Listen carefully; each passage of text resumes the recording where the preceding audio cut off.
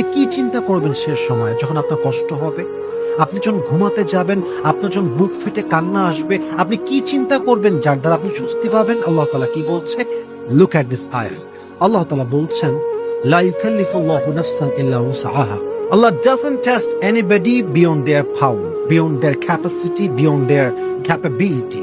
আল্লাহ বলছি, বান্দা, তোর জীবনে যত কষ্ট আছে, যত দুঃখ আছে, কোনো কষ্টই আমি তোর সাধ্যের বাহিরে চাপিয়ে দেই নাই। তুই যা নিতে পারবি, তোর দ্বারা যা বহন করা সম্ভব, আমি আল্লাহ তোকে তাই দিয়েছি। আপনি যে কষ্টের জন্য পাগল হয়ে যাচ্ছেন, অস্থির হয়ে যাচ্ছেন, একদম ঘুম টুম হারাম করে দিয়েছেন, অথচ সেই কষ্ট আপনার ক্যাপাসিটির ভিতরে, কিন্তু আপনার ইমানটা দুর্বল, আপনার তাওয়াক্কুলটা দুর্বল, আপনার আল্লাহর প্রতি ভরসা দুর্বল, তাই আপনি অ্যাকসেপ্ট করতে পারছেন না। আপনি যদি অ্যাকসেপ্ট করতে পারেন যে what ever happened with me, it happened because Allah subhanahu wa ta'ala wanted to happen this.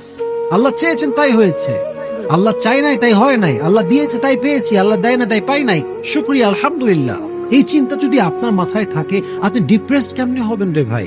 আপনি জাস্ট ভাবেন না যে আল্লাহ যা দিয়েছে আমি সহ্য করতে পারবো, তাই আল্লাহ দিয়েছে।